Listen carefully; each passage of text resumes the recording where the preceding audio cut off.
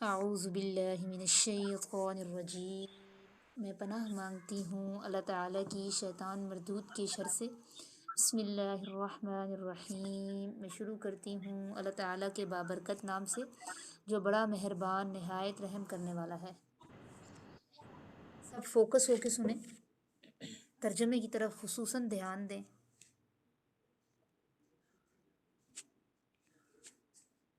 سورۃ النساء 91 آیات ہم پڑھ چکے ہیں۔ آج 92 آیت سے شروع کریں گے، آیت نمبر 92، اور 13واں رکوع شروع ہوگا۔ وَمَا كَانَ، اور نہیں ہے، لِمُؤْمِنٍ، کسی مومن کے لائق، اور نہیں ہے کسی مومن کے لیے یا کسی مومن کے لائق، اور نہیں ہے کسی مومن کے لیے ان یقتلا، کہ وہ قتل کر دے، مؤمناً، کسی مومن کو، یہ کہ وہ قتل کر دے مؤمناً، کسی مومن کو، الا خطأ، مگر غلطی سے، خطا، قتل خطا، غلطی سے، خطا کہتے ہیں غلطی کو۔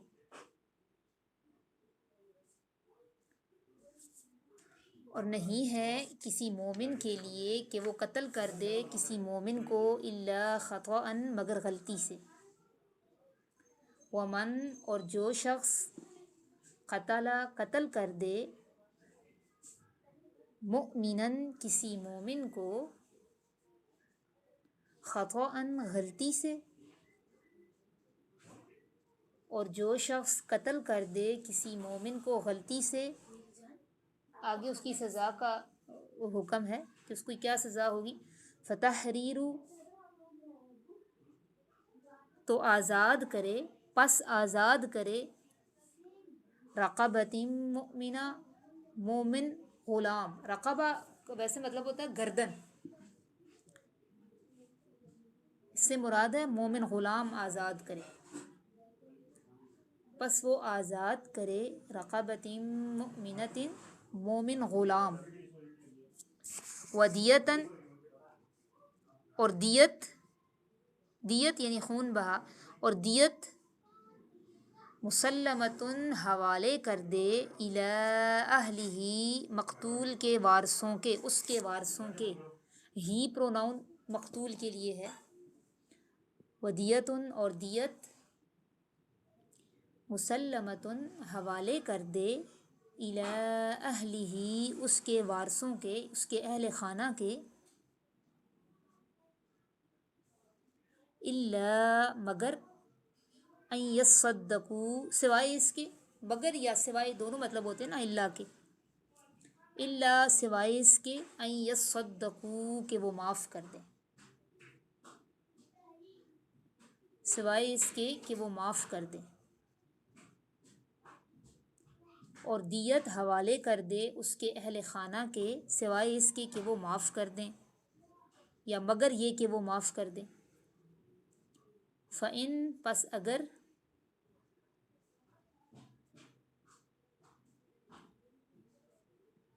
پس اگر، کانا، وہ ہے، من قوم، ایسی قوم میں سے،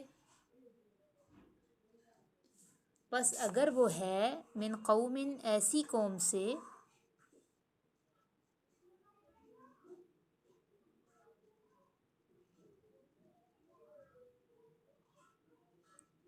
عدو لکم، جو دشمن ہے تمہارے،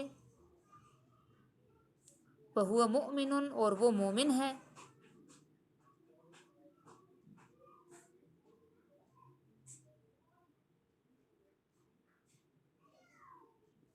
پس اگر وہ ہے ایسی قوم سے جو دشمن ہے تمہارے،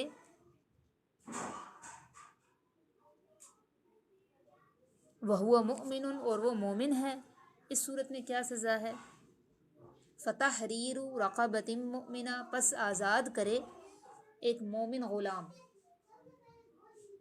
پس آزاد کرے ایک مومن غلام، وَإِن كَانَ، اور اگر وہ ہے، بینکم کہ تمہارے درمیان، و بینہم اور ان کے درمیان، میثاقن کوئی معاہدہ ہوا ہے،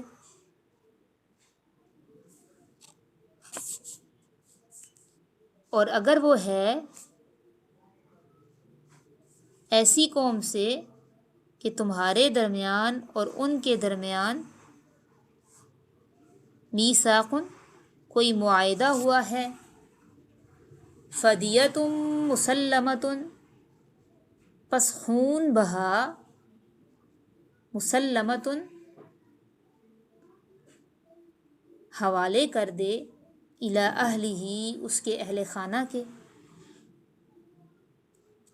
پس فدیہ حوالے کر دے اس کے اہل خانہ کے، وتحریر رقبۃ مؤمنہ اور آزاد کرے ایک مومن غلام، اور آزاد کرے ایک مومن غلام، فمن لم پھر جو شخص نہ یجد پائے، کیا نہ پائے، غلام آزاد کرنے کی طاقت، پھر جو شخص نہ پائے غلام آزاد کرنے کی طاقت، فصیام پس وہ روزے رکھے، یجد کا مطلب ہوتا ہے پانا، آگے غلام آزاد کرنے کی طاقت، یہ جملہ مکمل کرنے کے لیے حذف عبارت لگائیں گے، پھر جو شخص نہ پائے غلام آزاد کرنے کی طاقت، فصیام پس وہ روزے رکھے، شہرینی 2 مہینے، متتابعین لگاتار، پس وہ روزے رکھے 2 مہینے متتابعین لگاتار،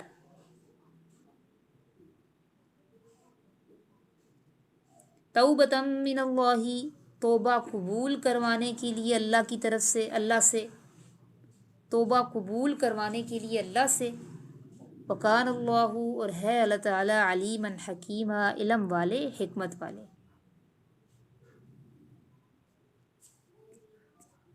اور ہیں اللہ تعالیٰ علم والے حکمت والے۔ تفسیر سن لیں اس کی، وما کان لمؤمن ان یقتل مؤمنا الا خطأ، اور نہیں ہے کسی مومن کے لائق کہ وہ قتل کرے کسی مومن کو مگر غلطی سے، مگر خطا سے۔ پیچھے ہم جہاد کی ترغیب، مجاہدین کی فضیلت پڑھ کے آئی ہیں، پھر منافقین کا بھی ضمن میں تذکرہ تھا، ان کی مفاد پرست منافقوں کا، چاپلوس لوگوں کا بھی ذکر ہم نے پڑھا تھا۔ اب آج کی آیت میں اللہ تبارک و تعالی مومن کے مال اور جان کی حفاظت کا قانون بتا رہے ہیں۔ نبی کریم صلی اللہ علیہ وسلم کا ارشاد ہے، المسلم اخو المسلم، مومن مومن کا بھائی ہے، وہ اسے ذلیل نہیں کرتا، اس پر ظلم نہیں کرتا، اور آپ کا یہ بھی ارشاد ہے کہ تمام مومن آپس میں ایک جسم کی طرح ہیں، جسم کے ایک حصے میں درد ہو تو کیا ہوتا ہے، سارا جسم درد محسوس کرتا ہے، اسی طرح کسی ایک مومن کو تکلیف ہو تو پوری امت مسلمہ کو تکلیف ہوتی ہے، اور آپ نے فرمایا مومن کو قتل کرنا کفر ہے اور اس سے گالی دینا فسق ہے۔ اللہ تعالیٰ نے نبی پاک صلی اللہ علیہ وسلم نے مومن کے قتل کو کفر کیوں کہا؟ کفر اس لیے کہا کہ ایک کافر ہی مومن کا دشمن ہوتا ہے، مومن مومن کا دشمن نہیں ہوتا، تو یہ کافروں جیسا عمل ہے، اس لیے اس کو کفر کہا ہے۔ اچھا، اسلام میں مومن کو قتل کرنے کی 3 جائز صورتیں بھی ہیں، کسی کو معلوم ہے وہ کون سی ہیں؟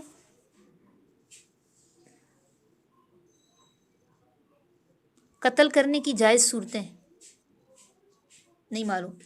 3 جائز صورتیں ہیں، ہاں سن لیں۔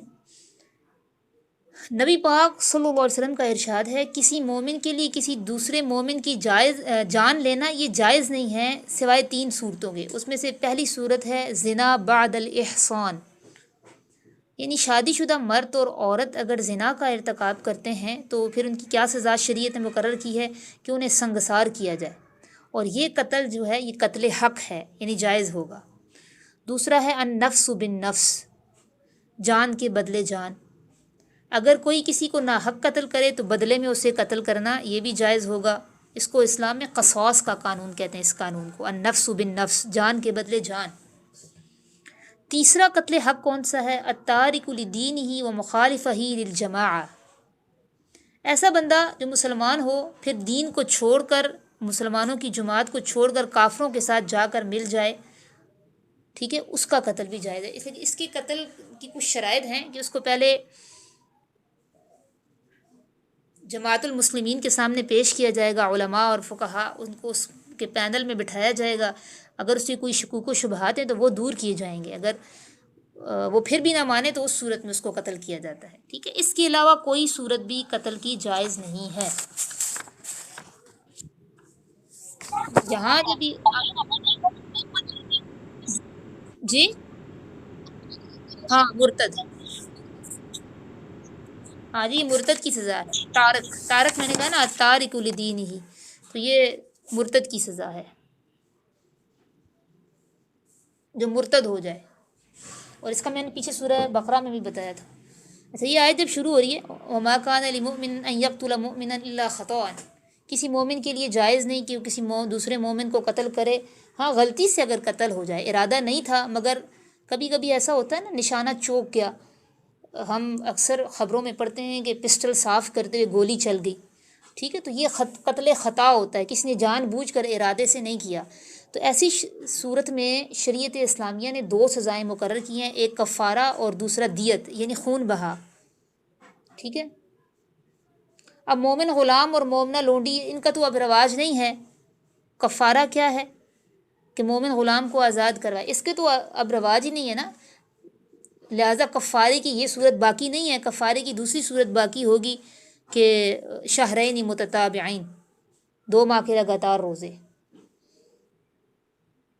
اور خون بہا جو ہوتا ہے یہ نقد. دیت کی مقدار شریعت اسلامیہ میں کیا ہے؟ دیت کی مقدار جو ہے وہ 100 اونٹ ہے، اور چاندی 30 کلو 118 گرام چاندی. قاضی اور جج جس دیت پر فیصلہ کر دیں گے وہ پھر ادا کرنی ہوگی، یا پھر مقتول کے وارثین اور قاتل کے درمیان اگر کوئی فیصلہ ہو جائے وہ مل بیٹھ کے طے کیا جاتا ہے، اور وہ وارث جو مقتول ہوتا ہے اس کے ورثاء کو دیا جاتا ہے. عموماً ایسے کیسز ہوتے ہیں، جیسے کیس تھا کراچی میں ہی شاہ زیب قتل کیس، اس میں ملزم تھا شاہ رخ جتوئی. کافی وڈیرے یہ لوگ تھے، اور دوسری طرف شاہ زیب یہ بھی امیر گھرانے کا فرد تھا، اور یہ لوگ چاہ رہے تھے قتل کے بدلے قتل، جان کے بدلے جان بوجھ کے اس نے قتل کیا تھا. شاہ رخ جتوئی نے شاہ زیب کو جان بوجھ کے قتل کیا تھا نا. تو یہ لوگ قصاص چاہ رہے تھے، لیکن وہی کہ ہمارے ہاں چونکہ نظام ایسا ہے، عدالتوں میں انصاف نہیں ہے، تو آخر ان کو دیت پر راضی کیا گیا. اور پھر دیت لے گئی. 10 سال کے بعد پھر یہ ملزم شاہ رخ جتوئی باعزت بری ہوا تھا. اور جس وقت یہ بری ہوا تھا، آپ اس کو دیکھیں، جس وقت اس کا کیس چل رہا تھا اس کے چہرے پہ بالکل شرمندگی کوئی آثار نہیں تھے کہ اس نے ایک گناہ کبیرہ کا ارتکاب کیا. وکٹری کا نشان یہ بناتا ہوتا تھا. تو یہیں سے ظاہر ہوتا ہے کہ ہماری عدالتوں میں ان کو کیسا پروٹوکول دیا جاتا ہوگا. اور اگر اس کو رکھتے نا کال کوٹریوں میں اور اس کو احساس دلاتے کہ تم نے ایک قیمتی جان کا سہارا تم نے مار دیا ہے، تو پھر اس کو یہ وکٹری کا نشان کبھی نہ بناتا. خون بہا اگر اہل خانہ کہیں کہ ہم نے معاف کیا تو پھر خون بہا بھی معاف ہو جاتا ہے. پھر اگر اس کا تعلق ایسی قوم سے ہے کہ دشمن ہے تمہارے اور وہ مومن بھی ہے، تو اس صورت میں اللہ تعالیٰ نے جو سزا رکھی ہے وہ کفارہ ہے کہ مومن غلام آزاد کرائے، جس کی اب صورت باقی نہیں رہی ہے. تو کفارہ کیا ہوگا؟ 2 ماہ لگاتار روزے. اور اگر کسی قوم کے درمیان معاہدہ ہوا ہے تو اس صورت میں پھر دونوں سزائیں ہوتی ہیں، کفارہ بھی اور دیت بھی. یہ جو اللہ تعالیٰ نے 2 ماہ لگاتار روزے رکھے نا، یہ جسمانی اعتبار سے بڑا مشکل کام ہے، لیکن انسان کے اندر بہیمیت کا مادہ کم کرنے کے لیے، اس کی اصلاح کے لیے اللہ تعالیٰ نے یہ کفارے والی سزا رکھی ہے. ٹھیک ہے، دیت کون ادا کر دے گا؟ دیت کی ادائیگی اگر غلطی میں قتل ہو جائے، ٹھیک ہے، قتل خطا ہوا ہے، تو اس صورت میں پھر سب پر آتی ہے، سارے خاندان اور برادری والوں پر، کہ وہ اس کی غلط تربیت کے ذمہ دار ہیں. اور اگر جان بوجھ کر قتل کر دے تو دیت اس صورت میں صرف اسی پر آئے گی. اور روزہ وہ خود رکھے گا قاتل، تاکہ اس کو جرم کا احساس ہو، اس کی بہیمیت کم ہو. جب 2 ماہ لگاتار روزے رکھے گا نا تو بہیمیت کا جذبہ اندر سے کم ہوگا. اگرچہ دیکھیں اس سے قتل خطا ہوا ہے، اس سے خطا ہوئی ہے، لیکن کچھ نہ کچھ تو غلطی اس کی تھی نا. کہ اگر کسی حادثے میں کوئی بندہ چلا گیا ہے تو اس نے ٹریفک رولز کو کیوں نہیں فالو کیا، اس نے بیدار مغزی سے کیوں نہیں اس نے ڈرائیونگ کی. اسی طرح اگر نشانہ چھوک گیا ہے تو اس سے بھی کہیں نہ کہیں اس سے غلطی ہے کہ اس نے اس کو خالی کیوں نہیں کیا تھا، پسٹل صاف کرتے وقت اس کو خالی کیوں نہیں کیا تھا، اسی طرح ٹھیک ہے. تو اس لیے اس کے اندر سے یہ جذبہ کم کرنے کے لیے اللہ تبارک و تعالیٰ نے یہ کفارے والا حکم رکھا ہے. روزے کا جو حکم ہے نا یہ مسلسل رکھنے کی پابندی ہوگی. اگر درمیان میں کوئی روزہ صحباً چھوٹ گیا یا بیمار ہو گیا جس کی وجہ سے روزہ رہ گیا تو پھر نئے سرے سے روزے رکھنا ہوتے ہیں. ٹھیک ہے، 2 ماہ کا جو تسلسل ہے یہ کسی صورت میں منقطع نہیں ہونا چاہیے. آگے چلتے ہیں.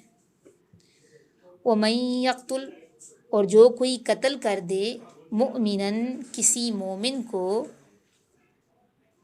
ومن اور جو شخص یقتل قتل کر دے مؤمناً کسی مومن کو متعمداً جان بوجھ کر، اور جو شخص قتل کر دے کسی مومن کو جان بوجھ کر، فجزاؤہ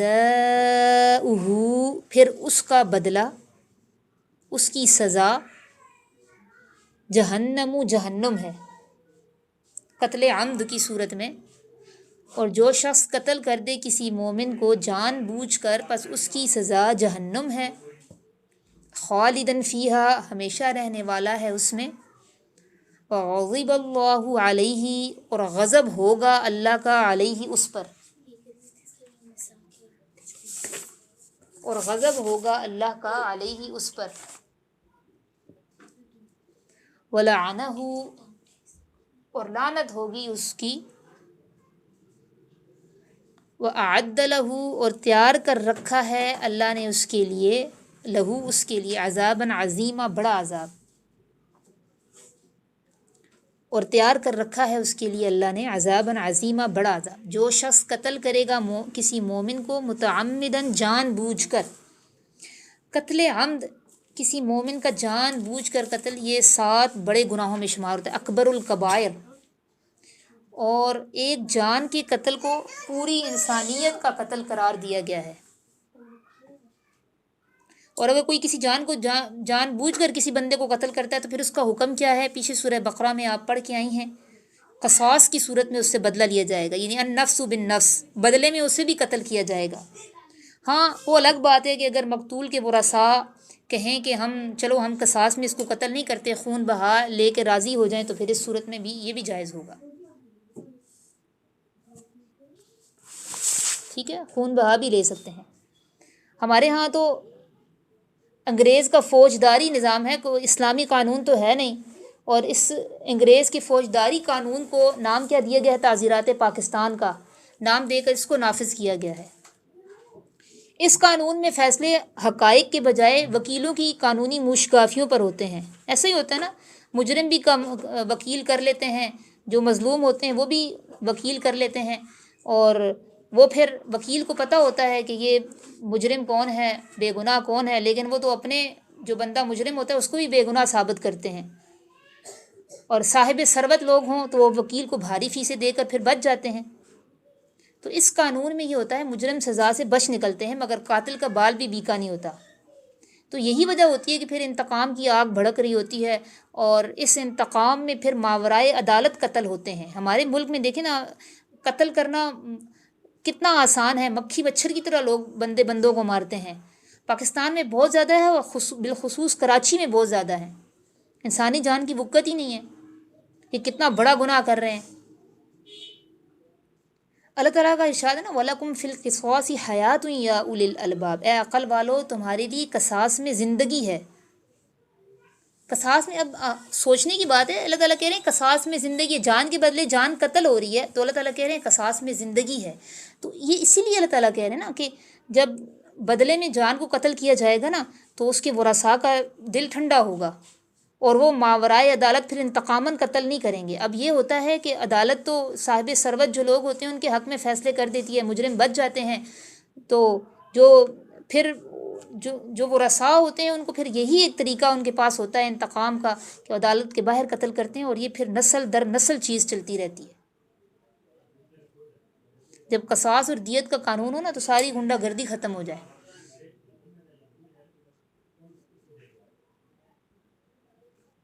اور پھر ایک اور بات کہ جو انگریز کا قانون ہے اس میں دیت کا تصور تو ہے ہی نہیں. ہاں عدالتوں میں جرمانے عائد ہوتے ہیں جو کہ حکومت کے خزانے میں جانتے ہیں. اسلامی قانون نافذ کرتے ہوئے پتہ نہیں کیوں ڈرتی ہیں ہماری عدالتیں. اسلامی قانون میں شک کی بنا پر ملزم کو بھی رعایت دی جاتی ہے۔ نبی کریم صلی اللہ علیہ وسلم کا ارشاد ہے کہ شک کی صورت میں ملزم پر حد جاری نہ کرو بلکہ اس کو شک کا فائدہ دو۔ یہاں پہ الٹی گنگا بہہ رہی ہے، اس آیت کریمہ میں اخروی سزا کا ذکر ہے، ٹھیک ہے، قصاص کا قانون ہم نے پیچھے پڑھا تھا۔ یا ایہا الذین آمنو، اے ایمان والو،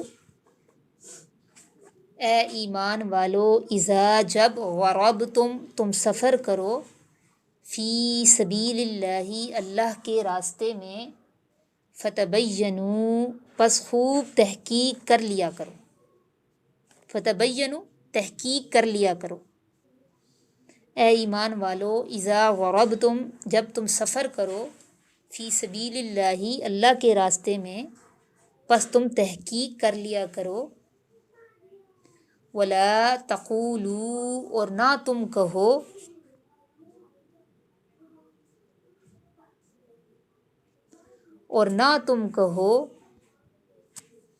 لمن، اس شخص کو، القا، جو ڈالے، الیکم، تمہاری طرف، سلامہ، سلامتی کا پیغام،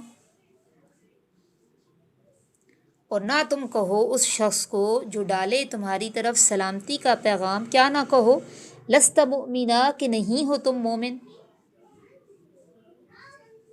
اور مت تم کہو اس شخص کے لیے جو ڈالے تمہاری طرف سلامتی کا پیغام کہ نہیں ہو تم مومن، تبتغون، تم تلاش کرتے ہو، عرض، سامان، حیات الدنیا، دنیا کی زندگی کا، تم تلاش کرتے ہو سامان دنیا کی زندگی کا، فعند اللہ، پس اللہ کے پاس ہیں، مغانم کثیرہ، زیادہ غنیمتیں، تم تلاش کرتے ہو دنیا کی زندگی کا سامان، پس اللہ کے پاس ہیں زیادہ غنیمتیں، کثیرہ کہتے ہیں زیادہ کو، کذالک، اسی طرح، تم تھے، من قبل، اس سے پہلے، اسی طرح تم تھے اس سے پہلے، فمن اللہ علیکم، پھر احسان کیا اللہ نے تم پر، اسی طرح تم بھی تھے اس سے پہلے، پس احسان کیا اللہ نے تم پر، فتبینوا، پس تحقیق کر لیا کرو، پس تحقیق کر لیا کرو، ان اللہ، بے شک اللہ تعالی، کانا ہے، بما تعملون، ان کاموں کو جو تم کرتے ہو، خبیرہ، خبر رکھنے والا، بے شک اللہ تعالیٰ باخبر ہے، بما تعملون، ان کاموں کو جو تم کرتے ہو، بے شک اللہ تعالیٰ ان کاموں سے باخبر ہے جو تم کرتے ہو۔ یا ایھا الذین آمنوا اذا ضربتم فی سبیل اللہ، ایمان والو جب تم سفر کرو اللہ کے راستے میں۔ آپ پیچھے سے ضربہ کا لفظ پڑھتی آ رہی ہیں، آپ نے دیکھا ہوگا یہ مختلف معنوں میں استعمال ہوتا ہے۔ عام فہم جو مطلب ہے ضربہ کا، وہ مطلب مارنا ہوتا ہے۔ ضربہ کا ایک مطلب ہے بیان کرنا، جیسے آپ نے پڑھا نا یضرب اللہ الامثال، بیان کرتے ہیں اللہ تعالیٰ مثالیں، اور ضربہ کا ایک مطلب سفر بھی ہے، یہ پیچھے بھی آپ نے پڑھا ہے لفظ ضربہ، ساتھ میں اللہ نے فی سبیل اللہ بھی لگا دیا، اس سے مراد جہاد کا سفر ہوگا، یعنی ایسا سفر جو اللہ کی رضا کے لیے ہو، اس میں حفظ زر نہ ہو، ملک گیری کی تمنا نہ ہو۔ تو اگر جہاد کے سفر کے لیے نکلو تو دوران سفر اچھی طرح تحقیق کر لو، اور جو شخص تمہیں ظاہری طور پر سلام کرے تو اسے مسلمان سمجھو اور اس پر ہتھیار نہ اٹھاؤ۔ پھر ایسے بندے کو جو صلح کا پیغام دے، سلامتی کا پیغام دے، اس کو شک کی بنا پر بھی قتل کرنا حرام ہے۔ اگر انسان یہ سمجھ رہا ہے کہ یہ دھوکہ دینے کے لیے ایسا کر رہا ہے تو بھی اس پر شک نہیں کرنا، بلکہ اس کا معاملہ اللہ کے سپرد کر دو، انسان ظاہر کا مکلف ہے نا۔ اچھا، اس آیت کا ایک خاص شان نزول ہے، آیت نمبر 94۔ حضرت اسامہ بن زید رضی اللہ تعالیٰ عنہ، نبی کریم صلی اللہ علیہ وسلم نے ایک لشکر کو کافروں کی طرف جہاد کے لیے بھیجا تھا، اور اسامہ بن زید رضی اللہ تعالیٰ عنہ بھی اس لشکر میں شامل تھے۔ جب یہ لشکر اپنے ہدف پر پہنچا تو دشمنوں نے دیکھا کہ مسلمان آ رہے ہیں تو وہ بھاگ گئے۔ اب وہاں پہ صرف ایک شخص رہ گیا. یہ شخص اپنی بکریوں سمیت پہاڑ سے نیچے اتر رہا تھا. وہ صحابہ کے پاس آیا اور وہ اس خیال میں تھا کہ یہ میرے اسلامی بھائی ہیں، میرے ساتھ تعرض نہیں کریں گے. تو اس نے آ کر کہا السلام علیکم لا الہ الا اللہ. اب اسامہ بن زید نے سمجھا کہ اس نے محض جان بچانے کے لیے کلمہ پڑھا ہے، لہٰذا اسے دشمن سمجھتے ہوئے قتل کر دیا اور اس کی جو بکریاں تھیں ان پر بھی قبضہ کر لیا. نبی کریم صلی اللہ علیہ وسلم کو اس واقعے کی اطلاع دی گئی. مسلم شریف کی روایت میں ہے کہ نبی پاک صلی اللہ علیہ وسلم نے اسامہ بن زید رضی اللہ تعالیٰ عنہ کو بلایا اور اس قتل کی وجہ پوچھی کہ وہ مسلمان تھا پھر قتل کیوں کیا. تو آپ نے وہی سٹیٹمنٹ دہرا دی کہ اس نے جان جانے کے خوف سے، وہ مسلمان نہیں تھا، محض جان بچانے کے لیے کلمہ پڑھا تھا اس نے. تو آپ نے فرمایا کیا تو نے اس کا دل چیر کے دیکھا تھا کہ اس کے دل میں کیا ہے؟ اب جب نبی پاک صلی اللہ علیہ وسلم نے یہ فرمایا تو اسامہ رضی اللہ تعالیٰ عنہ بہت نادم ہوئے اور فوراً التجا کرنے لگے کہ اے اللہ کے نبی آپ اللہ سے التجا کریں، اللہ میری خطا معاف کرے. پیچھے میں نے یہ واقعہ تھوڑا سا کوٹ کیا تھا. نبی پاک صلی اللہ علیہ وسلم اب بار بار یہ کلمات دہرانے لگے کہ تم کیا کرو گے جب وہ شخص قیامت کے دن لا الہ الا اللہ لے کر آئے گا، تم اس وقت کیا کرو گے؟ آپ صلی اللہ علیہ وسلم بار بار یہ الفاظ دہرا رہے تھے یہاں تک کہ اسامہ رضی اللہ عنہ سخت شرمندہ ہوئے اور آپ تمنا کرنے لگے کاش میں آج کے دن ایمان قبول کرتا اور اس گناہ کا وبال میرے سر نہ ہوتا. اور اس کے بعد حضرت اسامہ رضی اللہ تعالیٰ بہت محتاط بھی ہو گئے تھے. اور یہ آگے جو ہے نا تب تغون عارض الحیات دنیا، تو یہ چونکہ وہ بکریاں بھی ان کی ہانک کر لے آئے تھے تو اللہ تعالیٰ نے اس کی طرف اشارہ کیا کہ اللہ تو خزانوں کا مالک ہے، تم دنیا کی زندگی کو چاہتے ہو. نبی پاک صلی اللہ علیہ وسلم نے پھر وہ بکریاں بھی مقتول کے خاندان کو واپس بھجوا دی تھیں. کذالک کنتم من قبل، اللہ تعالیٰ جو آگے فرما رہے ہیں اس طرح تم بھی تھے اس سے پہلے، یعنی تم بھی پہلے کفر پر تھے، جب تم نے کلمہ پڑھ لیا تو تمہارے کلمے کا اعتبار کیا گیا، لہٰذا اب تمہیں بھی تو ایسا ہی کرنا چاہیے تھا. جب اس شخص نے لا الہ الا اللہ کہہ دیا تھا تو اس پر اعتبار کرنا چاہیے تھا. فتبینوا کا لفظ پھر آگے اللہ تعالیٰ فرما رہے ہیں کہ خوب تحقیق کر لو، کہیں ناحق جان نہ قتل ہو جائے. ان اللہ کان بما تعملون خبیرا. اتنا کافی ہے. ربنا تقبل منا انک انت السمیع العلیم وآخر دعوانا اللہ